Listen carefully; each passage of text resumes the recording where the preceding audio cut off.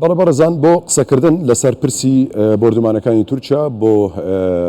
چەکدارانی پەکەکە و بوونی پەکەکە لە هەرێمی کوردستان لەسەر ئەم پرسە گفتوگۆ لەگەڵ بەڕێز عەدالەت عەبدوڵڵا نووسەر و مامۆستای زانکۆ دەکەین کە بەڕێزیان لە سلێمانیەوە لەگەڵمانە. کاک عەدالەت سڵاوت لێبێت، ئەم کاتت باش. ئەنی بابەتی هەرە سەرنجڕاکێش لەو پرسەدا ئەوەیە کە ئەنی پەکەکە لە سنووری سلێمانی چی دەکات، لە کەلار چی دەکات؟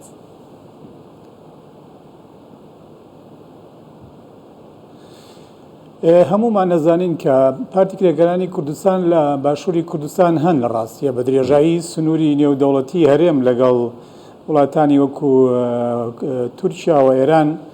بوونیان هەیە. ئەم بابەتە بابەتێکی مێژوویە، ئەمما ناگادارین کە ئەم لەم ڕۆ دوێنەوە دەستی پێ نەکردووە. لەو ڕۆ بێگومان بەشێک لە ئەوانەی کە چاودێری دۆزی نەتەوەیی کوردەکەن لە بچ لە باشووری کوردستان بێیان لە بەشەکانی تر ڕایەکەیە لە پاڵ هەموو ئەو ڕایانەی ترکان کە پێویستەکە پارتی کرێکەرانی کوردستان بە پلەی یەکەم چەقی خەباتی چەکداری خۆی بگازێتەوە بۆ ناو خاکی تورکیا نەک لە باشووری کوردستان بێ. ئەم بۆچوونە ڕەنگە تاکو ئێستا ڕاچاو نەکرا بێ لەلایەن پارتی کرێکەرانی کوردستانەوە، بەڵام بێگومان ئێمە لە ڕووی ئەمری واقعەوە بە تەجروبەش دەرکەوتووە کە دۆخی سیاسی و ئەمنی هەرێمی کوردستان و تەنانەت لە ڕووی دیبلۆماسیشەوە زۆر جار کێشە و گیرروگرفت لەگەڵ تورکەکانە بۆ هەرێمی کوردستان دروستە بێت کە چارەسەرکردنی قورسە بێ. زۆر جاریش ڕەنگە بێتە مای دروستکردنی فشار لەسەر لایەنە سیاسەکان لە باشووری کوردستان لەسەر حکوومەتی هەرێم کە بوونی پارتی کرێکەرانی کوردستان چارەسەر بکەن کە لە ڕاستیە لە دەرەوەی چارەسەرە. هەتا حکوومەتی عێراقیش خۆ ڕێکەوتن هەبوو لە نێوان حکوومەتی عێراق و تورکیا کە بابەتی بوونی پارتی کرێکەران لە باشووری کوردستان و لەسەر خاکی عێراق بەگشتی چارەسەر بکرێ. بەڵام بەداخەوە یانی ئەم ڕووداوانەی کە ڕووەدا دەریە خاکە لە کۆتاییە لە ئەنجامی ئەو ململانەیەی کە هەیە خەڵکی مەدەنیش زەرمەندە. یان مەسەلەکە تەنها بە ئامانجگرتنی ئەندامانی پارتی کرێکەران نیە، بەڵکو باکسەوە هەندێک جار بە بۆنەی ئەو ململانێ و شەڕەوە بەشێکی خەڵکی مەدەنی و گوندنشینانی ئێمە لە ناوچە سنوورەکان زەرمەندی گەورن. باشە کاک عەدالەت، یانە گەر تێبینی بکەی هەرێمی کوردستان ینی ڕێگری لە خەباتی پەکەکە ناکات وەکو خۆی شوێنی خۆی و لۆکیشن و مۆقعی خۆی هەیە کە باکووری کوردستانە ئەوە شتێکی ڕوون و ئاشکرایە. داوای لێ کردووە کە بگرێتەوە شوێنی خۆی، ئێرە کیانی خۆی هەیە، پەرلەمانی خۆی هەیە. هەرێمی کوردستان چەندین ساڵە ئەمە هەوڵ دەدرێت بۆ ئەم مەبەستە. ئەنی پرسیارەکە ئەوەیە پەکەکە بۆچی ناگەڕێتەوە بە شوێنی خەباتی خۆی، شوێنە ئەسلەکەی کە باکووری کوردستانە. ئەنی ئەوەی کە گوتمان لە دهۆک هەیە، لە شنگال هەیە، لەو ناوچانەیە ئەوە نزیکە لە سنووری تورکیا و بە هەر شێوازێک بێت مەسەڵەن قسەیەکی تێدا دەکرێت، بەڵام لە کەلار و لە سنووری سلێمانی و لەو ناوچانە ینی ئەمە پرسێکی دیکە دروست ناکات. ئەگەر سەیری گوتاری سیاسی پارتی کرێکەران بکەی ڕەنگە زۆر بە ئاسانی وەڵامەکە دەستکەوێت. ئەوان ینی لە ڕووی ئایدۆلۆژیەوە هەڵێن کوردستان هەمووی یەک پارچەیەوە خەبات لە هەر کوێیە بێ بۆ ئێمە ئەرکە. بەڵام ئەم گوتارە ئایدۆلۆژیە لە ڕاستیە لەگەڵ کۆمەڵێک ئیستحقاقی ترا بەریەکەوت تووشی بەریەکەوتنە بێ. یەکەم لەگەڵ قانونی دەولیە، یعنی یاسای نێودەوڵەتی ڕێگە نادا بەوەی کە لە ڕووی ڕسمیەوە ئەم لەم منتیقەیە کە ئێمە تایەژی ناوچەی ڕۆژهەڵاتی ناوەڕاست ئەو چوار وڵاتەی کە کوردی تایە یان لەسەر خاکەکەی خۆی بە حکمی ینی مێژوو ستەمێکی مێژووی دابەش بۆ بەسەر ئەم وڵاتانەیە. قانونی دەولی سنووری نێودەوڵەتی بۆیان جیا کردوێتەوە لە ڕوانگەی گوتارێکی ئایدۆلۆژیۆ تۆ ناتوانیت دەرەقەدی ئەو استحقاقانە بی کە سیاسەتی نێودەوڵەتی یان ئەو سنوورە نێودەوڵەتیانە بۆ هەرێکێ لەم وڵاتانە وەکو کۆمەڵێک قانونی چەسپاو ینی هێناوێتێ پێشەوە. بۆ ئێمە زۆر زەحمەتە بتوانین بە گوتارێکی ئایدۆلۆژی با بڵێن بەرگری بکەین لەم بیرکردنەوەی پارتی کرێکەرانی کوردستان. ڕەنگە بە دڵنیاییەوە هەمومان لەگەڵەوە بین کە خەباتی باکووری کوردستان بە پلەی یەکەم لەسەر ئاستی ئەو پارچەیە خۆی بێ. باشەکەدالێت تۆ ڕەخت لە بوونی پەکەکە هەیە لەسەر بوونی پەکەکە هەیە بەم شێوەیە کە باسی دەکات لە هەرێمی کوردستان.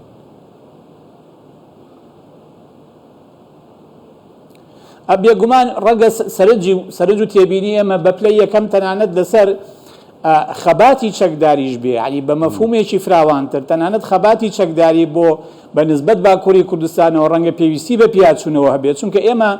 ڕاستیە بە تۆزێک ڕاشکاو بین و بە واقعی قسە بکەین ئێمە لە سەردەمێک کاژین کە سەردەمی چەکی زیرەکە یعنی ئیرادە لە بەردەم چەکی زیرەکە تا شوێنێگە ڕوا بەڵام ڕەنگە هەندێک دەستکەوتی معنەوی بێ بەڵام لە ڕووی عملیەوە ڕەنگە نەتوانێت بەرەنگاری چەکی قورسی وڵاتێکی میلیتاری گەورەی کە دووەم زلهێزی ناو ناتۆیە ببێتەوە خۆ ئێمە هەمومان پێمان خۆش نییە کەوا هیواداری ئەوە بووین کە معادلەی سەربازی بە شێوەیەک وایەکە شەرعیەتیش بدایە بە خەباتی چەکداری و بەهای بدایە بە خەباتی چەکداری بەڵام کێشەکە ئەوەیە ئێستا ئێمە لە ڕووی واقعی و عملیەوە تۆ چیەکەی لەگەڵ وڵاتێکە ئەگەر ڕێم پێ بدەیت چیەکەی لەگەڵ وڵاتێکە کە توانای هەیە لە ڕێگەی چەکی زیرەکی وەکو ئەم درۆنانەی لە بابەت بەیرەقداری TB2 کە ئەتوانێت شەڕی ئەرمینیا ئەزربایجان لە ناکۆڕۆ کەرەباخ لە ئەزمەی ناگۆڕنۆ کەرەباغا یەکلا بکاتەوە باشە دوو دەوڵەتن خۆ ئێمە ئەزانین کە ئەوان لەسەر ئاستی جیهان بەشێکی زۆری وڵاتان پاڵپشتی ئەرمینیان کرد بەڵام تورکەکان لە ڕێگەی چەکی زیرەکە ئەو شەڕیان بۆ ئەزربایجانەکان حەسب کاتە ئێمە ئایا پرسیارەکە ئەمەیە ئایا ئێمە وەکو نەتەوەی کورد ئەبێ داکۆچی لە فۆرمێک لە خەباتی چەکداری بکەین کە بەم شێوەیە هەم زیانی بۆ خۆمان هەبێت هەم زیانی بۆ با بڵێن پەیوەندی بەشێکی نەتەوەی کورد هەبێت لە باشووری کوردستانە خۆت پرسێکی جوانە دووروژان کەواتە ئەمە دەکرێت بکرێتە پرسیارێکی لە بەڕێستانی بکەم ینی پەکەکە خۆشی ئەوە دەزانێت پرسە سەرچێکە ئەوەیە ینی ئەم جم و جۆڵ و ئەجندایی پەکەکە کە ئێستا پێڕەوی دەکات خزمەت بە دۆزی کورد دەکات لێرە لەو سەردەمەی کە باسی چەشی زیرەک و هەموو پێشکەوتنانە دەکەیت ئەبێ گفتوگۆ بکرێ ئەگەر ڕاست بێ ئەبێ گفتوگۆ بکرێت لە هەر کەناڵێکەوە بێ لەگەڵ هەموو ئەو ناوەندانەی کە نزیکن لەگەڵ پارتی کرێکارانی کوردستان بۆ ئەوەی بابەتەکە لەسەر بنەمای قەناعەت بێت چونکە ئێمە لە ڕابردووە ئەزمموی خراپمانێ لە باشووری کوردستان بە شەڕی کورد ناتوانڕێ ئەو مەلەفانە حەسم بکرێت ئەبێ قەناعەتێکی سیاسی دروست بێکە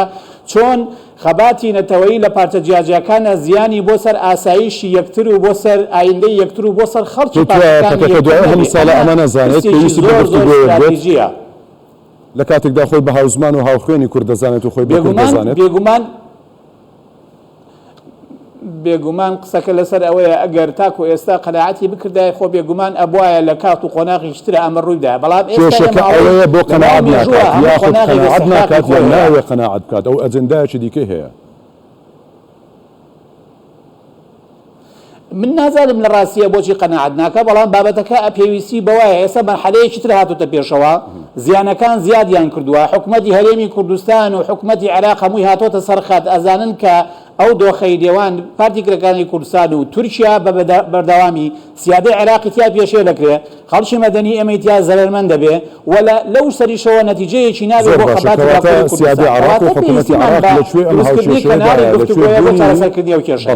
لەکوێ بوونی پەکەکەیە لە عێراقدا لە هەرێمی کوردستاندا ینی حکوومەتێکە کە کاتێک باسی سەروەری عێراق دەکرێت ئەم تەنها لە چوارچێوەی ئیدانە و وەڵا پێم ناخۆشە کە لێرەی کەوا دەکەیت دەمێنێتەوە پێویستە حکوومەتی عێراق چی بکات بەڕاستی چۆن پارێزگاری لە سەروەری خۆی بکات حکومەتی عێراق ئەگەر ڕاست بووە دوو ئەرکی لەسەرە ئەرکێکیان ئەوەیە کە سیادەی خۆی بپارێزێت بژارە پێشەش ڕێگەنەدا تورکیا بەم شێوەیە پەلاماری سەروەری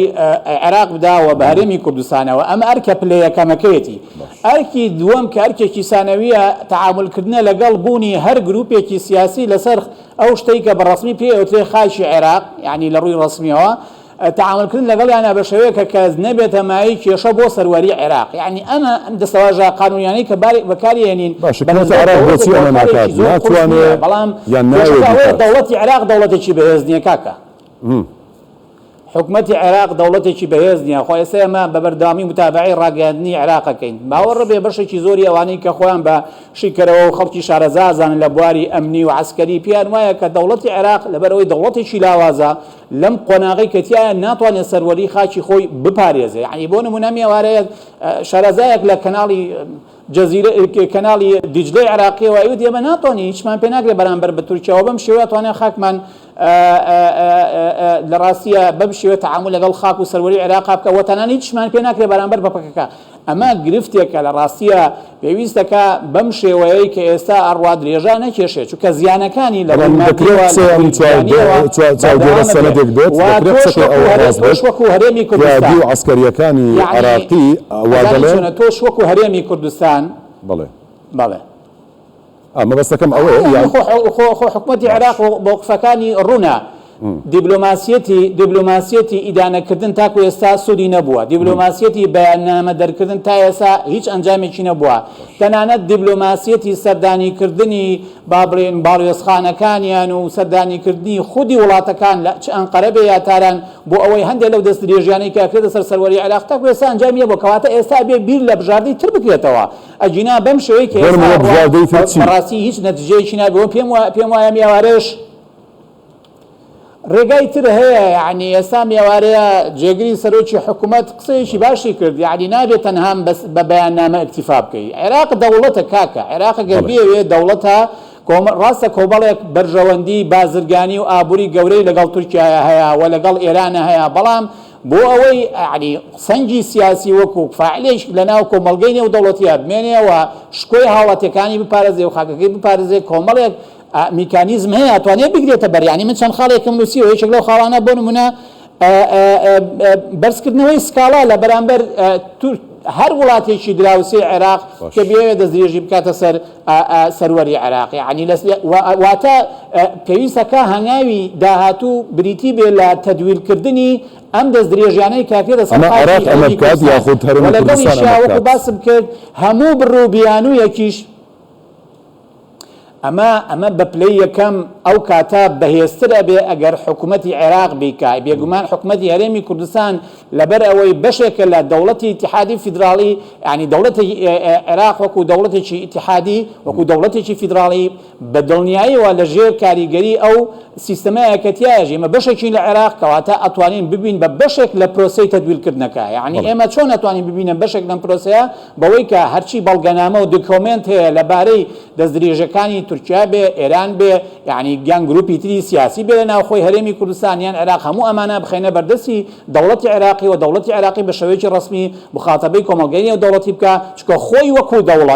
وەکو دەوڵەت چارە و دەرەقەتی ئەو دۆخە نایە کە ئێستا ڕوبەڕووی وڵات بۆتەوە. بەڵێ بەڕێز عەدالەت عەبدوڵڵا نووسەر و مامۆستای زانکۆ، زۆر سپاس بۆ تۆ کە لە سلێمانیەوە لەگەڵ مابووی، مادوومان کردیت مامۆستا عەدالەت. سپاس بۆیەوە.